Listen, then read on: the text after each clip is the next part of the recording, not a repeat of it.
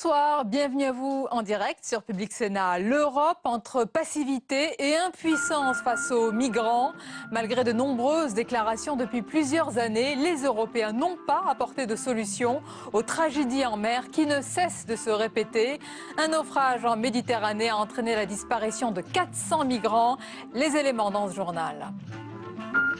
Le grand pari de la reprise. Le gouvernement mise sur un redémarrage de l'activité économique pour tenir ses promesses et convaincre Bruxelles. La Commission européenne attend encore 4 milliards d'euros d'économies. Alors où les trouver? Éléments de réponse à suivre.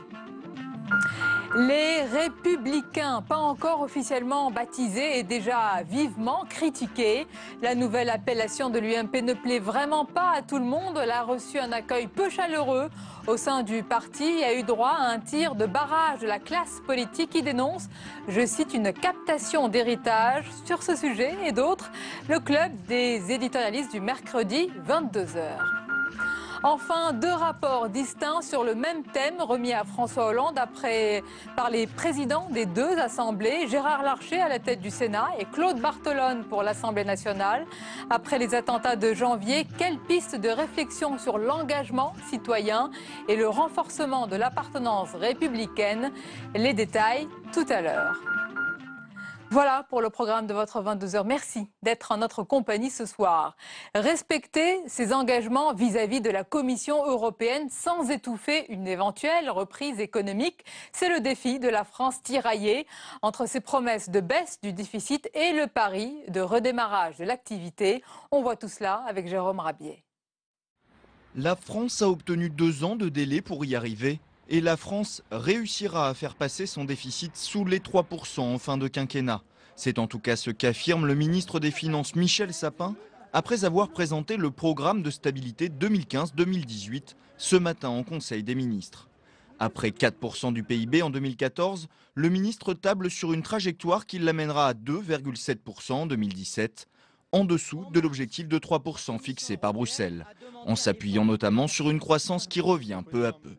1% au total pour l'année, 1,5% comme rythme à la fin de l'année, 1,5% pour l'année prochaine. C'est ce qu'il nous faut pour commencer à faire reculer le chômage. Mais pour rentrer dans les clous, la France doit aussi économiser 50 milliards d'euros sur 3 ans, dont 21 milliards d'euros dès cette année, comme prévu par le projet de loi de finances voté fin 2014. Un programme d'économie de 21 milliards pour l'année 2015.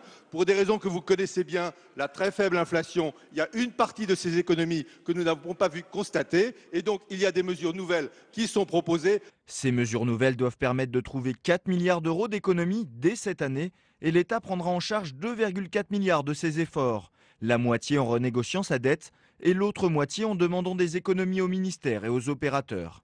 La sécurité sociale devrait également se serrer la ceinture à hauteur d'1 milliard d'euros d'économies supplémentaires. Le programme de stabilité 2015-2018, incluant ces modifications, sera transmis à Bruxelles dans les 15 jours. La Commission européenne devra ensuite se prononcer sur sa sincérité et sa faisabilité.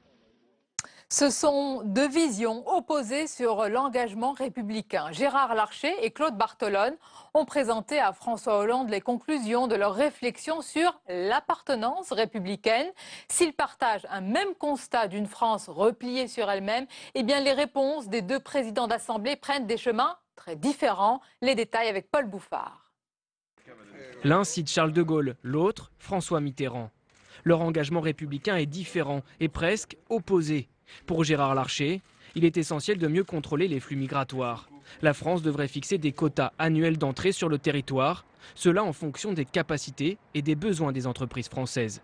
Contrôle de l'immigration au risque que les communautarismes ne disloquent la nation.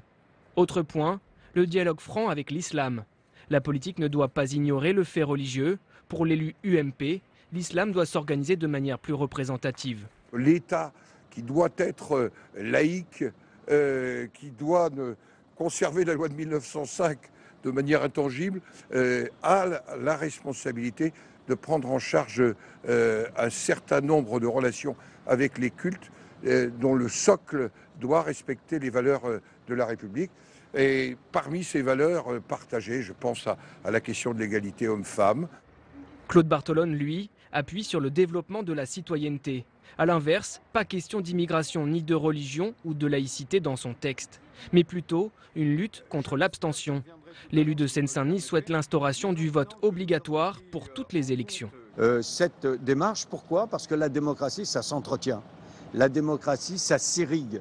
Et je ne connais pas meilleure manière d'arroser la démocratie que de dire voilà, je participe avec la goutte que représente mon bulletin de vote pour lui permettre de croître. Autre mesure, des petits trucs, comme il le dit, pour le monde associatif, facile à mettre en œuvre. Création d'un droit à l'engagement associatif, un créditant engagement pour les salariés effectuant leur service civique. Au final, une centaine de propositions pour 2 rapports restés indépendants, car au lendemain du 11 janvier, les 2 présidents du Parlement devaient travailler ensemble. Mais fâchés sur leur vision du bicamérisme, ils ne trouveront jamais de voie commune. Et j'ajoute que François Hollande a indiqué que le débat était ouvert sur le sujet du vote obligatoire. En déplacement en Suisse aujourd'hui, le chef de l'État a déclaré, je cite, que la question fait partie des sujets que l'on aura à regarder. Le Sénat rattrapé par l'actualité tragique de ces 400 migrants disparus en mer Méditerranée alors qu'ils tentaient de regagner l'Italie. Un drame que l'on découvre le jour où la commission des lois doit examiner la sensible réforme du droit d'asile. Un texte explosif que les sénateurs souhaitent reporter afin d'auditionner la Cour des comptes. Très critique, vous le savez, sur la politique de la France en la matière. Les détails avec Marie Brémaud. La réforme du droit d'asile, un texte de loi obligatoire. La France est pointée du doigt par l'Union européenne pour des délais de procédure bien trop longs. En moyenne, un prétendant au statut de réfugié attend entre 16 et 24 mois pour obtenir une réponse.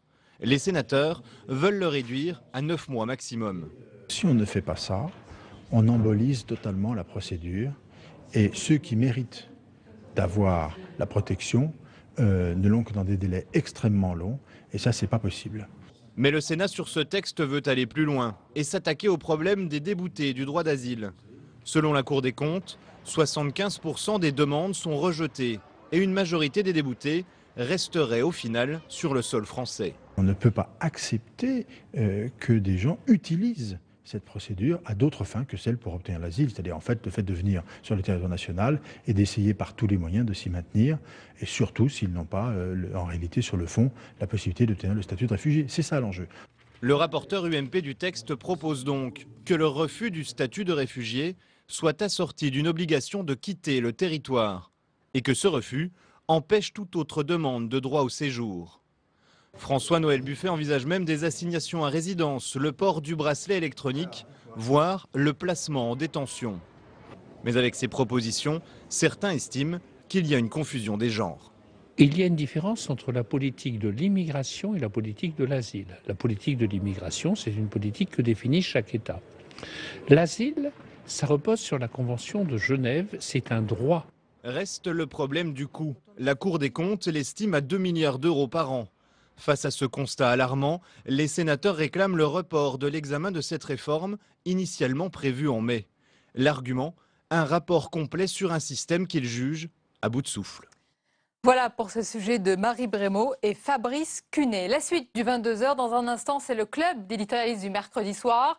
Mais d'abord, le rappel des principales informations en France et dans le monde avec l'Europe qui attaque Google pour abus de position dominante et la fin de la grève à Radio France, ce sera demain. Et c'est dans le tour de l'info d'Agathe Pécastin. À tous les Suisses, je veux leur dire que les Français ont grande confiance en la Suisse. La brouille fiscale semble bien loin. Dès son arrivée à Berne, François Hollande réaffirme l'amitié franco-suisse. Une amitié mise à mal depuis la chasse à l'évasion fiscale. L'année dernière, la Suisse a transmis des informations aux autorités françaises sur des clients soupçonnés de fraude. Une manne financière pour Bercy de près de 2 milliards d'euros. Face à Google, Bruxelles passe à l'offensive. La Commission européenne a ouvert une enquête contre le géant américain. L'Europe l'accuse ouvertement de concurrence déloyale.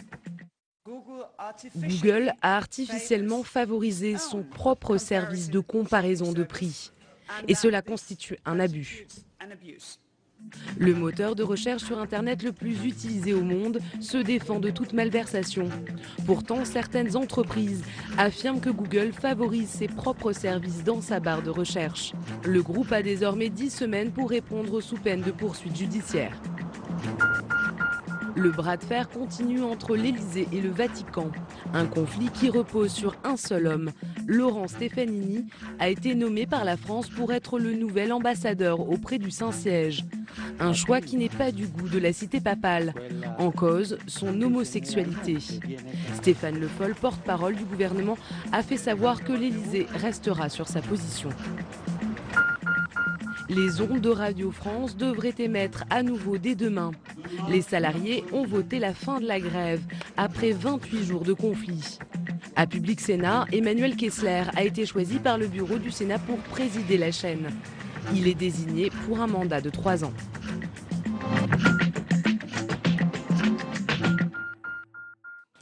Le club d'éditorialistes du mercredi 22h, c'est le débat et l'analyse sur les thèmes qui rythment l'actualité avec les journalistes de la presse écrite. Et comme d'habitude, et je sais que vous l'attendez, que vous l'appréciez, le tout est croqué en direct par notre dessinateur Hervé Baudry. Bonsoir Hervé. Bonsoir ma chère Sonia, je suis très content d'être là ce soir et bonsoir à tout le monde. Merci de nous accompagner et également avec nous ce soir Judith Vintraub, bonsoir. Bonsoir journaliste politique au Figaro. Avec nous également Éric Fotorino, bienvenue. Sonia. Fondateur et directeur de l'hebdomadaire Le 1, Bruno Jeudi. Là, bonsoir. Bonsoir. Rédacteur en chef politique à Paris Match et notre chroniqueur économique Jean-Luc Gombaud nous accompagne. Bonsoir Jean-Luc. Bonsoir Sonia. Et voici le menu de notre club ce soir. D'abord, l'Europe entre passivité et impuissance face aux migrants. Malgré de nombreuses déclarations depuis plusieurs années, bien les Européens n'ont pas apporté de solution aux tragédies en mer qui ne cessent de se répéter. Un naufrage en Méditerranée a entraîné la disparition de 400 migrants. Et la très sensible réforme du droit d'asile sera bientôt à l'examen au Parlement. On en parle. Tenir ses promesses sans tuer une éventuelle reprise, c'est le dilemme du gouvernement, tiraillé, coincé entre Bruxelles, qui fait les gros yeux, et le pari du redémarrage en France, analyse à suivre. Enfin, les Républicains, pas encore officiellement baptisés et déjà vivement critiqués, la nouvelle appellation de l'UMP ne plaît vraiment pas à tout le monde. On va en parler ce soir. Et on va démarrer, si vous êtes d'accord, par la petite vidéo du jour. C'est l'image du jour. Mario Draghi, victime d'une attaque au confetti. Oui, en pleine conférence de presse, la jeune femme qui s'est ruée sur lui dénonce la dictature de la Banque centrale européenne dont il est le président. Regardez. Over the medium term and will underpin the firm.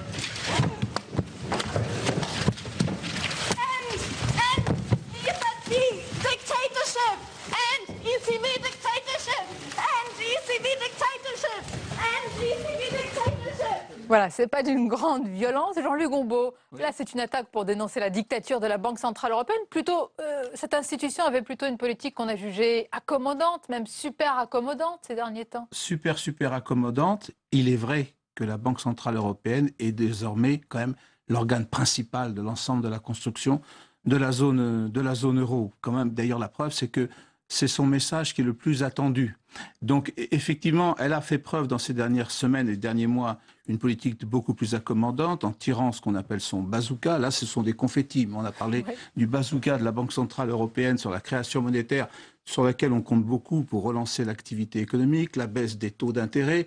Donc, cette jeune femme intervient à un moment où la BCE fait un certain nombre d'efforts pour assouplir sa position. Mais c'est vrai qu'il y a eu ces dernières années un glissement où la Banque Centrale Européenne est vraiment l'organe premier du pouvoir aujourd'hui dans la zone euro. On va jeter un regard à la première caricature d'Hervé ce soir. Moi j'ai une version, parce qu'en fait, à la lumière de l'ancien dirigeant du FMI, là on est à la BCI, et en fait, alors, si le dessin peut passer, la BCI, voilà. Oui.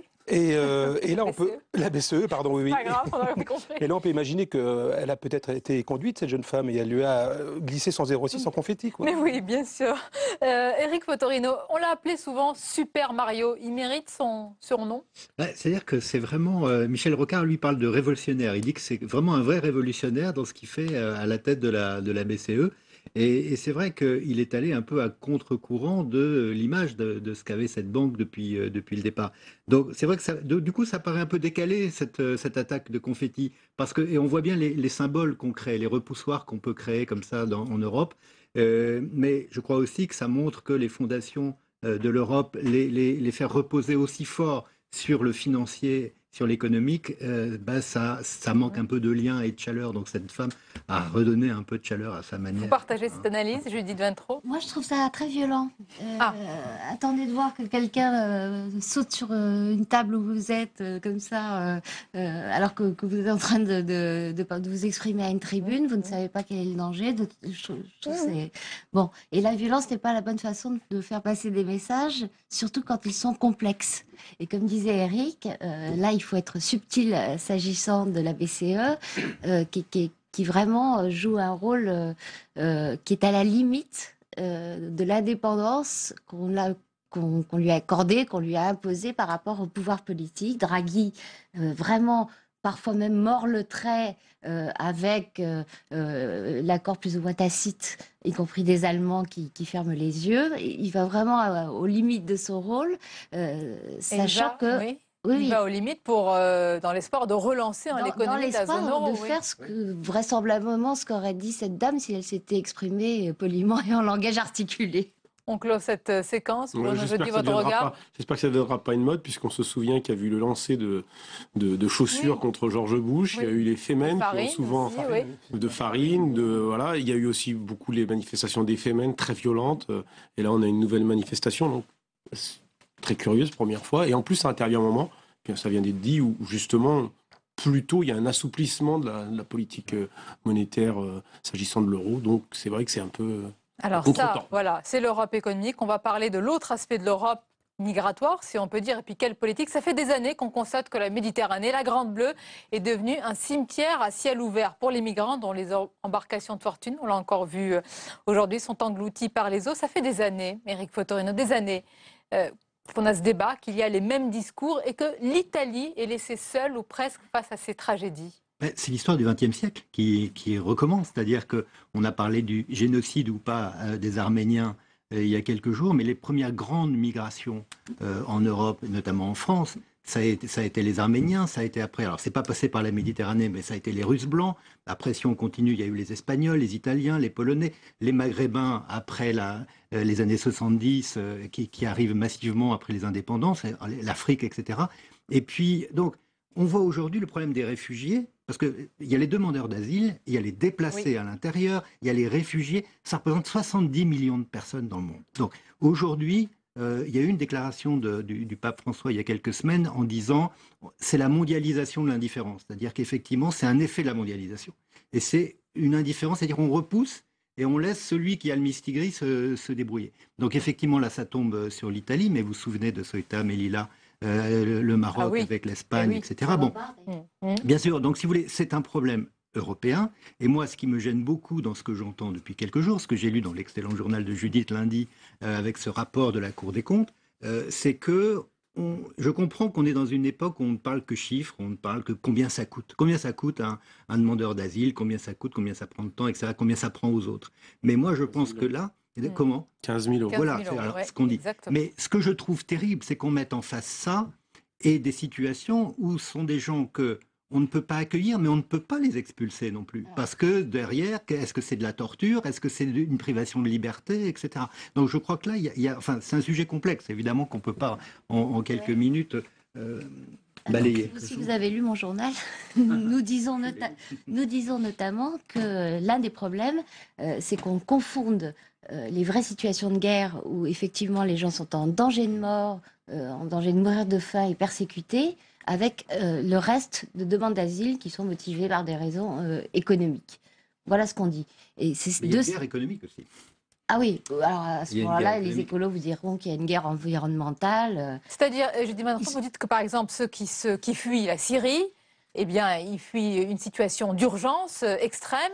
Et il ne faut pas confondre avec d'autres déplacés. Oui. Là, l'une des raisons pour lesquelles le système explose, c'est cette grande confusion entre les situations individuelles et le fait qu'on n'a pas les moyens de trier rapidement et que ça coûte très cher d'accueillir tout le monde puisqu'on est obligé d'accueillir tout demandeur d'asile qui est sans domicile et qui n'a jamais fait de demande en France. On le fait au détriment, j'allais dire, de nos SDF, de nos pauvres qui n'ont pas d'hébergement parce que eux doivent avoir sont dans des conditions abominables parce que il se trouve que les filières de l'asile sont mieux organisées et que les hôtels sont en priorité. Et la loi est plus dure ensuite. La loi oblige à loger immédiatement des demandeurs d'asile qui ne sont pas logés. Il n'y a pas la même obligation sur les sans domicile.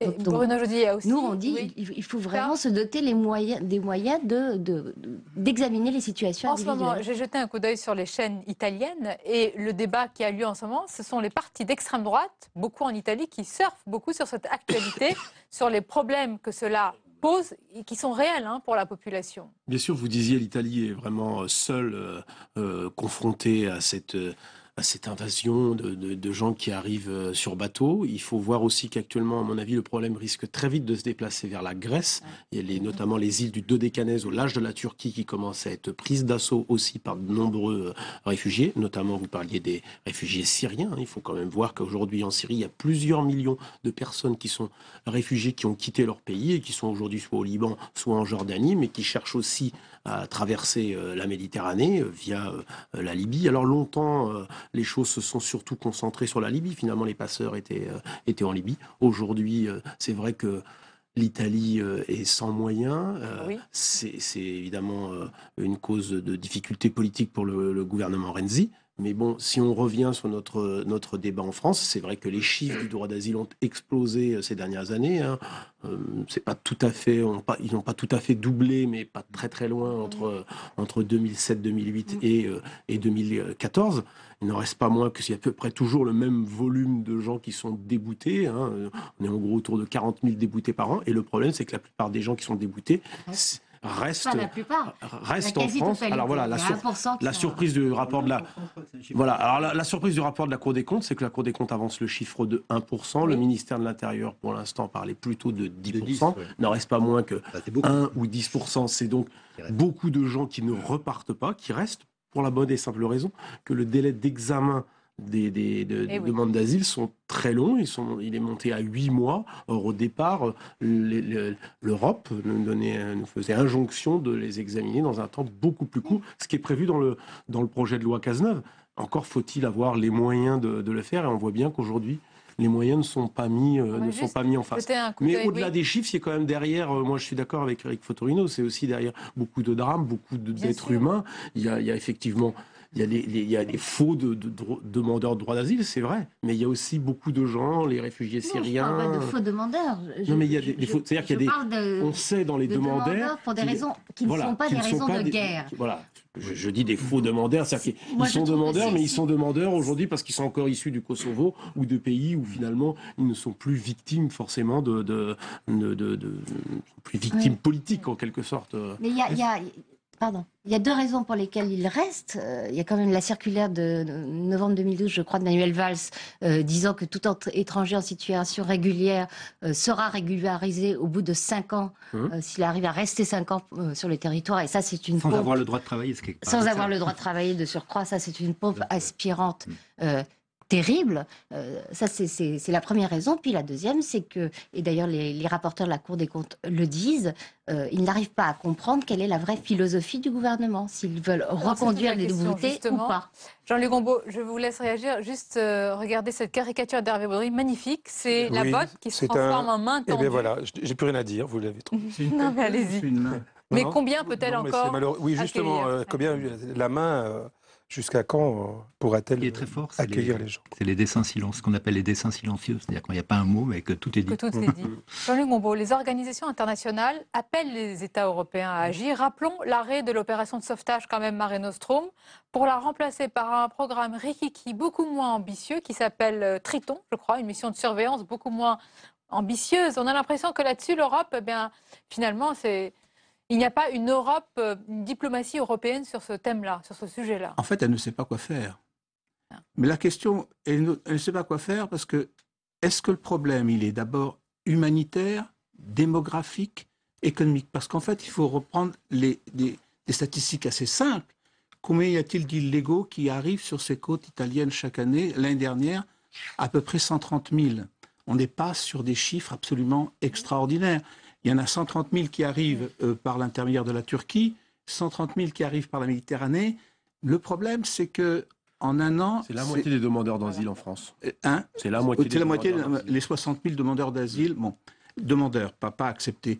Mais ce que je veux dire, c'est qu'on a l'impression que ça s'accélère, puisque par rapport à 2013, on a un triplement des arrivées par bateau, et surtout, on a un quadruplement des cadavres, du nombre de cadavres recensés sur les rivages, ce qui ne donne pas une idée sur la réalité de ces gens qui meurent. Mais on est surtout devant un problème humanitaire, parce qu'en réalité, par rapport à la population européenne, c'est beaucoup plus ça. On n'est pas dans un grand déplacement ou un grand remplacement, comme certains le disent, ou avec une invasion de ces immigrés illégaux qui arrivent. En revanche, ça pose des problèmes quand ils sont regroupés. Par exemple, à Calais, c'est un véritable problème pour la population locale. À Lampedusa, en Italie, oui. C'est donc ça.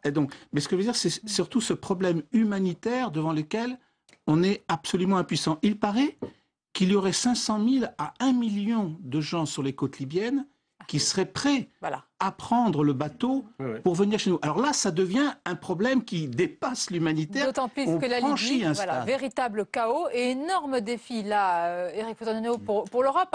Rappelons, la Libye, c'est à quelques heures de vol, là, et à quelques... Oui, mais alors, si vous voulez... Bon, moi, je pense que la politique est un art et aussi un art de long terme.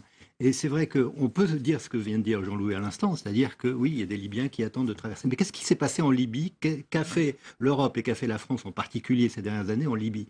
Moi, je pense que ça a été une opération tellement lamentable. Elle a commencé par empêcher un massacre. Oui, et ensuite, elle a mal géré. Franchement, je pense qu'aujourd'hui, le siège du djihadisme, c'est quand même le sud de la Libye. Ce que je veux dire, c'est qu'on a tellement déstabilisé ce pays qu'aujourd'hui... Est-ce qu'elle a commencé, oui ou non, par empêcher avec retard, et sans discernement, c'est-à-dire qu'elle s'est alliée avec des gens avec lesquels il fallait surtout pas s'allier. On peut vous mettre d'accord sans vision et sans, j'allais dire, voilà, et sans gestion de la suite, mais elle est intervenue, elle a empêché un massacre aujourd'hui. C'est surtout qu'après la mort de Kadhafi, la coalition et la France en tête non seulement n'a pas géré, mais est partie et a laissé s'installer le chaos. Et aujourd'hui, il n'y a plus d'État, il n'y a plus de gouvernement. Mais je trouve comme souvent la France, la Somalie, le Rwanda, souvenez-vous du Rwanda aussi, où les interventions, comment elles se sont passées ou non passées. Après, vous avez eu beaucoup de Rwandais qui sont arrivés en Europe. Vous observerez quand même, Éric Fotorino, qu'on commence à s'améliorer, puisque sur le Mali, nous ne sommes pas partis après la prise des villes du Nord, et la France qui au début devait rester quelques mois est toujours au Mali. C'est peut-être mieux, ça a un coût. Et en même temps, certains le lui reprochent. Et en même temps, quelquefois, certains le lui reprochent en disant on n'a pas les moyens d'être là. Alors, je pense que les interventions qui se font, que ce soit en Libye ou ailleurs, après, il faut savoir qu'il y a des morceaux de la population qui peuvent être candidates au départ vers l'Europe. Ça, c'est quelque chose qu'il faut savoir. Donc, je ne comprends pas pourquoi à la fois la France, mais aussi l'Union européenne, ne peut pas anticiper ce qui paraît écrit. C'est vraiment comme une partition qui va se dérouler sous nos yeux. Oui, donc il n'y a qu'un faucon. Alors qu'est-ce qu'on fait? Comment on sait que c'est prévisible? On parlait tout à l'heure de la BCE et des attaques de confettis, mais je pense que cette politique migratoire, elle doit être faite à 22 ou 27, ou en tout cas tous ceux qui se disent être membres de l'Union européenne. Quel défi!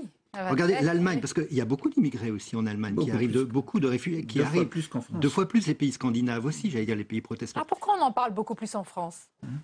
Parce qu'en Allemagne, ils sont plus attendus que chez nous, où d'abord ces immigrés sont souvent des gens qualifiés, ces illégaux. Ce sont pas simplement des gens qui crèvent de faim. Il y a beaucoup de techniciens, voire des ingénieurs. Alors il n'y en a pas les 130 000 dont je viens de dire. Et ils se dirigent en priorité vers l'Allemagne. 2 fois plus. D'ailleurs, les demandes de droit d'asile enregistrées par l'Allemagne sont 2 fois plus importantes que les demandes de droit d'asile enregistrées par la France. Et ces gens-là cherchent refuge. Ils savent qu'il y a du travail là-bas. Ils savent, et c'est plutôt là qu'ils se dirigent. Et en Suède, c'est-à-dire que la Suède accueille autant de demandes de droit d'asile que la France. Vous vous rendez compte, pour une population qui est 6 fois inférieure à la France. Alors, on va conclure sur ce sujet avec la caricature d'Hervé Baudry. Je vous laisse la commenter. Oui, là, une petite pensée pour les propriétaires de yachts cet été en Méditerranée. Ça va devenir très dangereux, la Méditerranée. Faire un constat avec un bateau de migrants, c'est pas évident.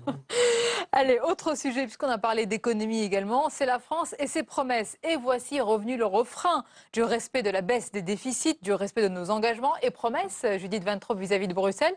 Est-ce que la France se retrouve tiraillée en ce moment, coincée entre ses règles à tenir ses promesses et ce qu'espère entrevoir le gouvernement, c'est-à-dire cette petite flamme de la reprise? Coincé, c'est entre Bruxelles et les frondeurs, hein, pour faire rapide, entre l'aile gauche et les engagements que nous-mêmes avons accepté de prendre en termes de bonne gestion, de saine gestion. Ça, c'est la situation ontologique du gouvernement français, des gouvernements français, puisque ça ne remonte pas à François Hollande.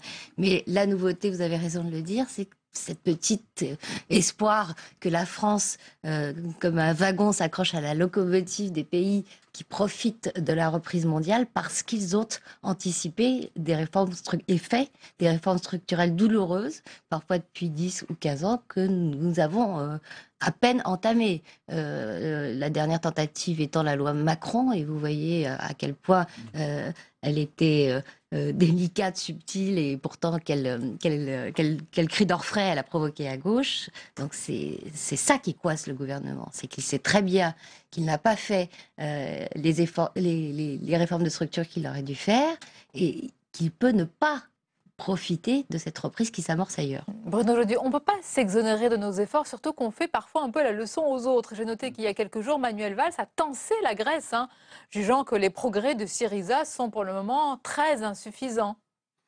Rien de neuf sous le soleil, Sonia. Ça fait des années que la France se comporte ainsi, qu'elle fait la leçon aux autres pays européens. Aujourd'hui, elle est quasiment, je parle sous le contrôle de Jean-Luc Gombault, la moins bien classée en matière de lutte contre les déficits, et qu'elle continue à s'affranchir des règles, ne pas mener les réformes de structure. Et ça, c'est vrai aujourd'hui, on le voit. François Hollande, je suis d'accord avec Judith, depuis 3 ans, a essayé de gagner du temps, à procrastiner sur les réformes structurelles qu'il y avait à faire. Mais il faut reconnaître que les gouvernements précédents ont commencé leur quinquennat par aller demander un délai de grâce auprès de Bruxelles, et la France va ainsi de président en président. Je ne sais pas jusqu'à quand ça pourra durer, mais une chose est certaine, c'est que nous n'allons pas profiter pleinement de la reprise, si tant est qu'elle ait lieu, qui s'annonce au moins dans les prévisions. Cotorino, vous entendez ce discours, c'est maintenant ou jamais? On pourrait le dire à chaque fois, on a l'impression que si c'est pas maintenant... Oui. Enfin, maintenant, c'était un slogan qu'on avait entendu beaucoup dans la bouche de François Hollande à un moment donné.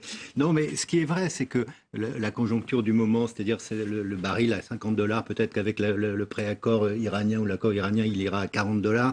Donc ça veut dire qu'on aura un prix de l'énergie qui n'a jamais été aussi bas depuis au moins une quinzaine d'années.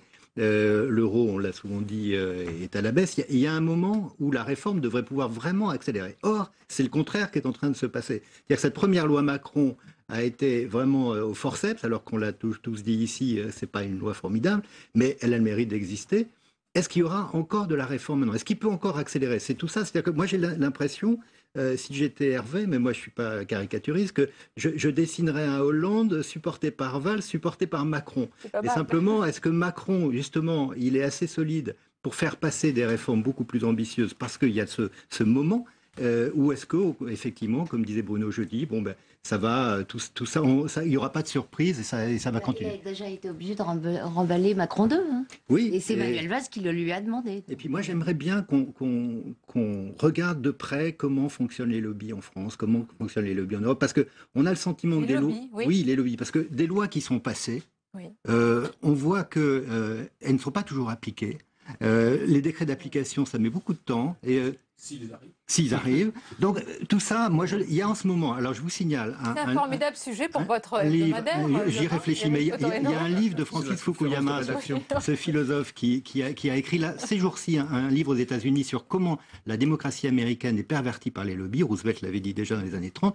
Je pense que c'est ce qui nous arrive à nous. En Europe, l'Europe, c'est vraiment le lieu du lobbyisme par excellence. Il y a 30 000 lobbyistes, autant que de fonctionnaires européens. Eh bien, la France, je crois que dans la loi Macron... Jean-Luc Gombault, et les parlements sont les lieux souvent des lobbyistes. Juste avant que vous répondiez, regardez ce que fait François Hollande pendant que nous débattons. On manque de milliards, donc tous les moyens sont bons. Et donc aujourd'hui, notre président peut aller en Suisse vérifier si le coffre de Cahuzac était vraiment bien vide.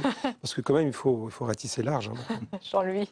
Simplement, moi, dans cette affaire, je crois qu'Hollande va s'en sortir. C'est ça qui est extraordinaire. Parce qu'il y a quelques mois, on disait il est vraiment coincé, notre président. Et là, à force de gagner du temps, avec cette petite reprise. Je ne sais pas s'il va passer le cap de 2017, si on lui donnera encore un sursis de 5 ans, comme il en a obtenu déjà un de la Commission européenne, mais il peut s'en sortir. C'est-à-dire que son histoire, quand on regarde le rapport du Haut Comité sur les finances publiques qui a été publié ce matin, la Commission européenne va lui donner son aval. Il va arriver à faire, si la conjoncture continue comme avec ces 3%, il va y arriver. Il peut s'en sortir. Et ça, ces mini-réformes qu'il a faites, avec un peu de reprise, ça va faire un petit peu d'emploi, insuffisamment pour faire baisser de manière significative le chômage, mais en fin de mandat, il peut arriver à une stabilisation du chômage. Cet homme a de la chance. Il a de la chance. Sauvé, mais Hollande sera sauvé. Oui, voilà. Cet homme a de la chance. Et d'ailleurs, son élection l'avait déjà montré. Par exemple, aujourd'hui, il nous annonce qu'il a trouvé les 4 milliards que lui demandait la Commission européenne pour 2014. Mais quand vous regardez les chiffres, mais il dit oui, je les ai trouvés parce que les taux d'intérêt ont baissé plus que je le dis, donc je gagne encore 1,2 milliard. Oui, je les ai trouvés parce que la fraude fiscale va me rapporter 400 millions de plus. Et pour les 5 milliards, mais alors vous aviez dit que vous ne dépasseriez pas 50 milliards d'économies, et là vous nous dites que vous rajoutez 5 milliards d'économies pour 2016, mais alors on va faire 55. Ah non, pas du tout. Il a raison, je précise. La chance, ça compte en politique comme dans tous les autres domaines d'ailleurs. C'est le point. Et je termine simplement d'une phrase. Je précise mes économies que je n'avais pas précisé avant. Et c'est là mes 5 milliards. Donc en fait, il n'y a pas 5 milliards d'économies en plus. On est toujours sur la même somme. Et ça passe. Oui, mais alors c'est peut-être ça qui rend les choses complètement illisibles et imprévisibles. C'est que la Commission européenne, dans cette histoire-là, comme elle l'a fait par le passé d'ailleurs, a une attitude politique, pas du tout une attitude de rigueur économique. Qu'est-ce qu'elle ne veut pas? Elle ne veut pas ouvrir un front supplémentaire au moment où elle a la Grèce sur le dos, peut-être l'Espagne et d'autres pays dans lesquels la fronde menace. Elle ne peut pas se permettre politiquement d'ouvrir un front avec la France. Donc alors que la France fait absolument n'importe quoi, ou plutôt rien de ce qui serait nécessaire pour enfin inverser, mais réellement la courbe de la baisse de la... Non, à peu près rien, vraiment à peu près rien. Quand on regarde la loi Macron héroïque, il y a vraiment à peu près rien dedans. Eh bien, Bruxelles ferme les yeux pour des raisons politiques. Alors, comment voulez-vous expliquer après aux électeurs français qu'il faut que notre pays fasse des efforts? Ils vous diront non. Les taux d'intérêt, on nous prête pour très peu cher. Et pourtant, je dis que les électeurs français et les politiques français, lorsqu'ils cherchent un bouc émissaire, ils se tournent toujours vers l'Europe, toujours vers la Commission. C'est toujours la faute de la Commission et c'est toujours la faute de l'Europe, justement pour éviter de faire les réformes demandées. Et on va conclure sur ce sujet par la caricature d'Hervé Baudry. C'est une phrase que vous allez reconnaître, évidemment. C'est pas des forces de l'esprit, non. Il laisse pas du temps au temps, il laisse son temps, mon temps à lui, au temps. Autant, exactement. C'est la stratégie gagnante, selon Jean-Luc Gombault. Nous verrons tout cela. Alors, que se passe-t-il à droite? Eh bien, à droite, on change de nom. Alors, c'est pas encore tout à fait acté, hein. C'est pas fait. Officiel, on va dire. C'est pas officiel, mais le choix. Parlé, d'ailleurs. Oui, mais le choix de l'appellation. Même les secrétaires généraux adjoints, il en a jamais parlé. Mais le choix de l'appellation fait débat et provoque des crispations. On voit tout cela avec Mounir Soussi. On en parle juste après. Changer de nom pour prendre un nouveau départ, Nicolas Sarkozy veut tourner la page de l'UMP, abîmée par la guerre Copé-Fillon et l'affaire Big Malion. L'Union pour un mouvement populaire devrait laisser sa place aux Républicains, un terme qui ne se prête pas aux acronymes et aux détournements. La droite française, c'est vrai qu'elle a dans sa culture souvent changé de nom. Ce qu'on veut faire là, c'est rassembler le plus largement possible. Et c'est ce que veut en train de faire Nicolas Sarkozy, il a raison de le faire. Le changement, une habitude à droite. 14 noms depuis 1947, du RPF du général de Gaulle au RPR de Jacques Chirac. Souvent, la recomposition s'est structurée autour d'un homme, d'un chef. Nicolas Sarkozy s'approprie le terme républicain et se voit accusé par la gauche d'abus de pouvoir et de captation d'héritage. Et alors, il y a des gens qui s'appellent les démocrates, ça ne concerne pas que mes amis de l'UDI, le mot démocrate, ils n'en ont pas le monopole non plus, et d'autres, le social, ils n'en ont pas le monopole, et les libéraux n'ont pas le monopole. Jean-Christophe Cambadélis et Marine Le Pen raillent la connotation américaine du nom choisi par Nicolas Sarkozy, mais les rires pourraient être de courte durée. Car chez les républicains américains, les radicaux du Tea Party cohabitent avec les plus modérés. Si la droite française suivait ce modèle, elle pourrait étendre sa base et récupérer des voix, notamment à l'extrême droite. Voilà, l'UMP va changer de peau, Bruno Jeudi, nouveau look pour une nouvelle vie. Et le but, j'imagine, c'est de transformer cela en machine de guerre pour la suite. Je crois que le but, d'abord, c'est éliminer, effacer des tablettes le nom UMP, qui est quand même très connoté, très marqué par les affaires. Au fond, Nicolas Sarkozy nous refait le coup de Jacques Chirac après sa victoire en 2002, où il s'était débarrassé du vieux RPR, marqué par le sceau des affaires. Là, il nous refait la même chose. Ensuite, la deuxième raison, c'est pas celle que vous avancez, la deuxième, c'est ôter un argument en massue pour Marine Le Pen, qui évidemment a tourné en arme politique l'association UMPS, et donc ne supprimant cet acronyme et le remplaçant par les Républicains, il essaie à la fois d'offrir un nouveau nom, de faire oublier l'UMP, et puis se donner un petit coup de fraîcheur. C'est vrai que c'est un nom nouveau, peut-être que ça va marcher. J'observe pour l'instant qu'il n'y a pas d'enthousiasme chez les adhérents et chez une partie des dirigeants. Il faut dire que tout ça s'est décidé un peu autour de 3-4 personnes. Je ne sais pas si c'est très important. Dans le reportage, on le rappelle, les gaullistes ont changé Bien 10 sûr. ou 12 fois de nom. Ils changent à peu près tous les 10 ans. On verra. On verra dans 10 ans. On verra dans 10 ans. S'il y a 10 ans, on verra. Judith Vintraud. Oui, il n'y a pas d'enthousiasme militant, et notamment parce que moi qui, comme vous, ai beaucoup tourné, moi, j'ai jamais entendu des salles militantes dire on ne veut plus entendre parler du nom UMP. Au contraire, il y avait un attachement au nom. Ça gagne. Ça marchait. Puis ça gagne. Ça marchait. Ça commence à gagner. Ça marchait dans les élections, d'abord les partielles, puis les élections locales. Donc, bon. Alors, on va conclure. Donc, Oui. cette opération. Voilà. Donc, comme il n'y avait Presque pas, non il y avait sujet pas de pour- oui, rejet, si justement. vous voulez, l'absence d'enthousiasme est à la mesure. Et juste, je voulais dire ça. Les Républicains, en fait, à quoi ça sert? Ça sert à dire que le plus petit dénominateur commun sera le bon. Venez comme vous êtes, comme dirait la pub. Et Sarkozy C'est veut le métro à vraiment, 18h. veut vraiment Jean-Luc, rien qui regardez cette empêche caricature quelqu'un de d'Hervé venir. Baudry. Côté bouche. Oui, tout à La fait. voici. Oui, avec les TIAG, il va peut-être piquer le logo aussi des Républicains, des Bouches aussi. Moi, c'est un petit mot simplement sur ce qu'a dit Bruno à l'instant. Il a dit que c'était décidé entre 2 ou 3 personnes. Oui, Donc voilà un parti monarchiste qui se dit républicain. Moi, je dirais une Ça personne doit être soumis républicaine. au vote des militants. Et si on peut ajouter une blague, il faut reconnaître que Nicolas Sarkozy et d'autres ont commencé par féliciter Hillary Clinton, la démocrate. Oui. Pour des républicains, ils commencent par voter démocrate. C'est assez... Oh, Éric Fotorino, le mot de la conclusion. Non, mais moi je pense que quand on crée une marque, il faut qu'il y ait un bon produit. Donc après, s'il n'y a pas de produit nouveau, de produit attractif, le nom n'aura que le destin du produit. C'est bien, toujours le fond, hein, c'est le plus important. Alors, comme tous les mercredis, la revue de presse de vos hebdos, on va la commenter ensemble. C'est à retrouver demain dans les kiosques. On va commencer par l'Obs et cette une consacrée à un livre posthume de Charb, assassiné, vous le savez, il y a 3 mois. Le directeur de Charlie Hebdo venait d'achever un livre où il répondait aux accusations d'islamophobie pesant sur son journal. L'Obs en publie de larges extraits. Il faudra le lire, hein, on aura l'occasion d'en reparler. D'abord, les découvrir. Donc, c'est dans votre hebdomadaire cette semaine. L'hebdomadaire Le 1, à présent. Et le grand bluff, ce grand bluff, c'est quoi? C'est le pétrole, Éric Fotorino. Il était rare et cher, il devient abondant et bon marché. C'est une révolution, dites-vous, économique et surtout une nouvelle donne géopolitique. Oui, géopolitique, on a des grandes cartes inédites de Michel Fouché, donc, qui expliquent le grand jeu, ce qu'on appelait le grand jeu avant avec les Britanniques. Là, c'est évidemment l'Iran, les États-Unis, la Russie.